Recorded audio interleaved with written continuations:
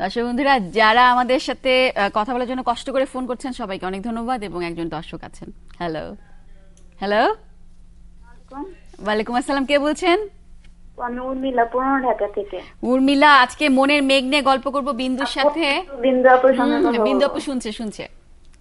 Hello, আসসালামু আলাইকুম আপু। ওয়ালাইকুম সালাম আপু, কেমন আছেন?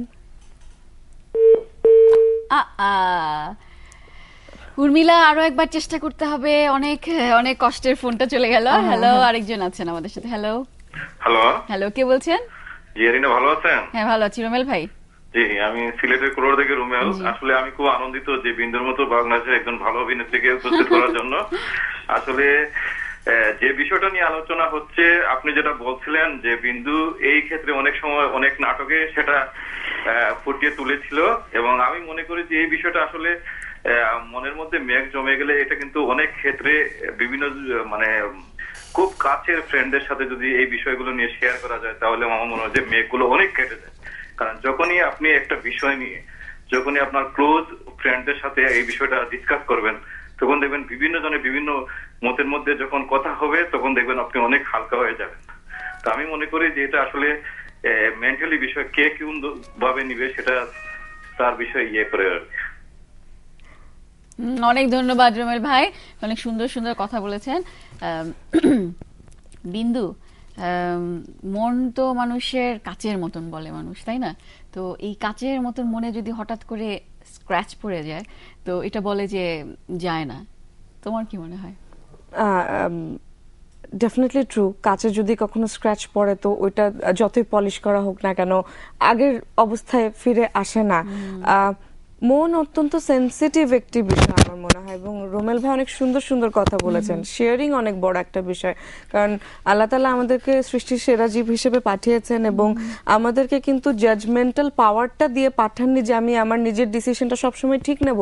বিষয়টা কিন্তু তা হবে না সবসময়, যার কারণেই হয়তো বা আমাদের উপরে আমাদের বাবা মা আছেন, আমাদের চারপাশে আমার ফ্যামিলি আর আমার ফ্রেন্ডরা আছেন, যাতে আমি আমার ওপিনিয়নটা তাদেরকে শেয়ার করতে পারি, এবং তাদের বিভিন্ন থটস গুলো আমার লাইফে আসলে আমি সেখান থেকে আমার যেটা বেস্ট মনে হয় সেটাকে পিক করতে পারি।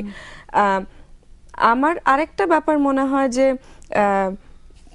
মন থেকে মনের বিষয়গুলোতে, মন সংক্রান্ত ঘটনাগুলোতে এই জিনিসটাকে না খাটানো ভালো, কারণ ব্রেনের ডিসিশনগুলো অনেক ক্যালকুলেটিভ হয়। মাথা থেকে আমরা যে ডিসিশনগুলো নিই ক্যালকুলেশন করে নিই। এখন ক্যালকুলেশন অনেক সময় ভুল হতে পারে, কিন্তু হার্ট থেকে যে ডিসিশনটা আসবে ওইটা কিন্তু কখনো ফেক হয় না, মিথ্যে হয় না, সবসময় সত্যি থাকে। তো ওই যে স্ক্র্যাচ পড়ার যে বিষয়টা বললেন, আমার মনে হয় স্ক্র্যাচ যা পড়ে 16-17 বছর বয়সের মধ্যে পড়ে যায় ছেলে মেয়েদের, কারণ ওই সময়টা এত বেশি অনেক বেশি ইমোশনাল থাকে, এবং ছেলে মেয়েদের বয়সন্ধিকালে একটা সময় থাকে, ট্রানজিশন পিরিয়ড থাকে, এবং সবকিছুই হয়তো বা নতুন লাগতে থাকে। আমাদের লাইফেও হয়েছে যে আমি এসএসসি পরীক্ষা দেওয়ার পর কলেজে গেছি, সবকিছু নতুন লাগছে, ছেলে মেয়ে সবাইকে একসাথে দেখছি, এক্সপিরিয়েন্সটা অন্যরকম হয়। তো ওই সময় আসলে কোনো ভুল সিদ্ধান্ত নিলে সেই সিদ্ধান্তটাকে নিয়ে কিন্তু পুরো এন্টায়ার লাইফে বেগ পেতে হয়। এমন হয় ওই সময়টাতে যদি একটু ব্রেক দিয়ে দিয়ে মানে সমঝে চলা যায়, তাহলে পরের লাইফে পরের স্টেপগুলো অনেক ভালোভাবে, অনেক ক্লিয়ার ভাবে। আমার মনে হয় বিন্দুর ফ্যান যারা, তারা বুঝতে পারছে যে আসলে তাদের আসলে কিভাবে এই সময়টা চলা উচিত। কারণ হচ্ছে অনেকেই ওই সময়টা তো নরম থাকে যে ওই একটু। এবং আরো একটা ব্যাপার হয় কি যে তখন হয়তো বা আচ্ছা আমি প্রবলেম ফেস করছি, আমি আমার বাবা মাকে বিষয়টা বলবো, আমি সেটাও পারছি না, আমি আমার ভাইকে বলবো, বোনকে বলবো, ওটাও পারছি না, অ্যাজ ওয়েল অ্যাজ আমার ফ্রেন্ডদেরকেও শেয়ার করতে পারছি না। তো একাই যখনই ওই দ্বিধাদ্বন্দ্বটা মনের মাঝে তৈরি হতে থাকে, একটা সাফোকেশন থেকে ভুল কিছু হয়েই যায় আর কি। আচ্ছা, ধরো কাজের ক্ষেত্রে আমাদের কলিগস থাকে, ফ্রেন্ডস থাকে, তো অনেক সময় দেখা যায় যে অনেকের কাজের জন্য আমাদের মনে খুব গভীর মেঘ জমে, এবং আমরা অনেক সময় কিছু বলতেই পারি না। মনে মনে মেঘটা খুব কঠিন থাকে, কিন্তু হয়তো বলতে পারি না। তো এই ক্ষেত্রে তোমার ডিসিশন কি হবে? তুমি কি বলবে নাকি বলবে না? খুব রিসেন্ট বলি, একদম এমন কথাটাই বলেছে রেনা আপু, গতকাল শুটিং করছি যখন, তো হয় না যে সারা দিন কষ্ট করে শুটিং করা এবং রাত 9:30 বাজে, তখন হচ্ছে আমি আউটডোরে রিক্সায় শুটিং করছি। তো দেখা যাচ্ছে যে আর্টিস্টরা যারা আছি আমরা সেটে নেই, কিন্তু তারপর সেটের চারপাশে লোকজন জমে আছে, যেখানে শুটিং হবে আর্টিস্টরা তো আসবে। তো আমরা শুটিং ইউনিটে যাওয়ার পর যেটা হলো যে দেখা গেল আমার যিনি কো আর্টিস্ট ছিলেন ওনার হয়তো বা শরীরটা ভালো না, বা কোনো কারণে হয়তো বা উনি একটা এমন কিছু করে বসলেন বা এমন একটা এক্সপ্রেশন দিলেন, আমার কাছে মনে হলো আচ্ছা এটা কি হলো, মানে ওনার তো এরকম এক্সপ্রেশন দেওয়ার কথা না, এটা কি হলো। ওই মোমেন্টে মনে হয় যে উনি আমার সাথে এটা কেন করলেন, এবং আমার খুব ইচ্ছে হচ্ছিল যে আমি রিয়্যাক্ট করি, কিন্তু পর মুহূর্তে বিষয়টা যেটা মাথায় কাজ করলো যে একটা মানুষের প্রকৃত জায়গাটা যদি আমি চিনি, আমি যদি আমার ওই কো আর্টিস্টটাকে সত্যি করতে চিনে থাকি, তো ওইটা ওনার রিয়েল ফেস না, হয়তো ওই মুহূর্তের জন্য ওনার মেন্টাল সিচুয়েশনটা ঠিক ছিল না বলেই হয়তো উনি ওই রিয়াক্টটা করেছেন, এবং পরবর্তীতে উনি ক্ষমাও চেয়েছেন। সো আমার কাছে মনে হয় যেখানে রিয়াক্ট করার কিছু নাই, আমার যদি ওই সেন্সটা থাকে, ওই হিউমারটা থাকে, আমি যদি তোমার সাথে আজকে ব্যাড বিহেভ করি এবং আমি কিন্তু ওটা তোমাকে পরে গিয়ে সরি বলবোই। সো এখানে আসলে রিয়াক্ট করার কিছু নেই, আমার মনে হয় সময় নিয়ে তার সামনে স্ট্যান্ড করা উচিত, কারণ কথা অ্যান্সার, কথার পিঠে কথা বলতে থাকলে কথা কিন্তু চলতেই থাকে এবং সম্পর্ক খারাপ হয়। ফোন নেই, দর্শক বন্ধুর অপেক্ষা হচ্ছে। হ্যালো হ্যালো, ওয়ালাইকুম আসসালাম, কে বলছেন? আমি কলাবাগান থেকে মাহিন বলছিলাম। হ্যাঁ মাহিন, কথা বলুন। হ্যাঁ এরিনা আপু ভালো আছেন? হ্যাঁ ভালো আছি ভাইয়া। আচ্ছা, আমি বিন্দুপুর সাথে একটু কথা বলতে চাচ্ছি। বলুন। আচ্ছা বিন্দুপু, আপনি ভালো আছেন? আমি ভালো আছি ভাই, আপনি কেমন আছেন? জি আমি ভালো আছি।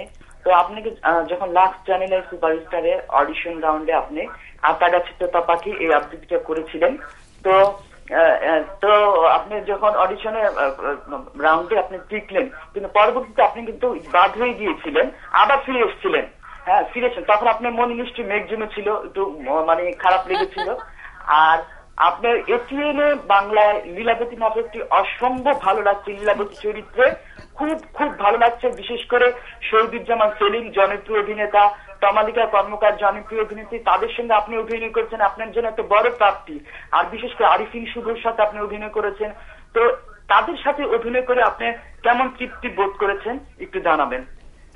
অনেক ধন্যবাদ। Thank you. আমি অবাক হয়েছে যে উনি আমার হিস্ট্রি জানেন, কারণ এটা সত্যি কথা। আমার লাক্সের অডিশন রাউন্ডে যখন আমার সামনে আমার 3জন বিচারক বসেছিলেন, সুবর্ণা ম্যাম আমাকে জিজ্ঞেস করছিলেন যে তোমাকে কিছু তো একটা করে দেখাতে হবে, নাচ গান অভিনয় এনিথিং, কিছু একটা করে দেখাও। তো আমি ওনাকে বলেছি যে ম্যাম আমি আন্তরিকভাবে দুঃখিত, আমি তো আসলে কিছুই জানি না। তো বলছি ঠিক আছে তুমি একটা ছড়াই মানে শোনো আমাদেরকে। তো ওই সময় আমার মনে আছে আমি আতা গাছে তোতা পাখি ডালিম গাছে মৌ। শোনাও শুনি, তারপর আমরা ব্রেকে যাব। আচ্ছা, আতা গাছে তোতা পাখি ডালিম গাছে মৌ, এত ডাকি তবু কথা কও না কেন বউ। সো এটা ওনাকে অ্যাক্টিং করে দেখানোর পরই উনি আমাকে ইয়েস কার্ড দিয়েছিলেন, এবং ওইটাই আমার যাত্রা আর কি।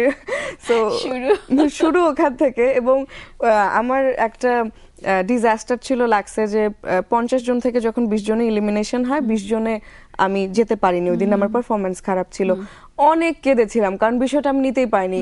কারণ এত কষ্ট করে গ্রুমিং এবং অনেক টাস্ক ছিল, সবগুলোতে জেতার পর ওই পার্টিকুলার ডেতে পারফরমেন্স খারাপ হয়ে যাওয়ার কারণে মন খুব খারাপ ছিল।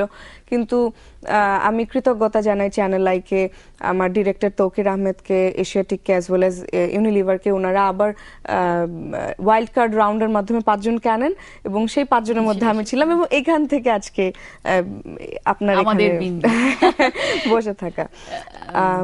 লীলাবতীর কথা বলছিলেন, আমি অরুণ চৌধুরীর এই নাটকটির জন্য আন্তরিকভাবে কৃতজ্ঞতা জানাই অরুণদাকে। এখানে উনি আমাকে নেম কাস্টিংটি দিয়েছেন, এবং লীলাবতী আমার অ্যাক্টিং ক্যারিয়ারের অন্যতম বিশেষ প্রাপ্তি, যেখানে অনেক বড় বড় আর্টিস্টের সাথে কাজ করতে পেরেছি। শহীদুজ্জামান সেলিম আমার বাবা, শ্রাবস্তী তিন্নি আমার সৎ মা, তমালিকা কর্মকার আমার আসল মা, হিল্লোল ভাই হচ্ছে আমার মামা, এবং আরিফিন শুভ, সবার সাথে কাজের এক্সপিরিয়েন্স অনেক ভালো। এবং এই যে চোখের সামনে দেখতে পাচ্ছি যে দর্শকরা ফোন দিয়ে এটার জন্য গুড উইশেস দিচ্ছেন। Thank you.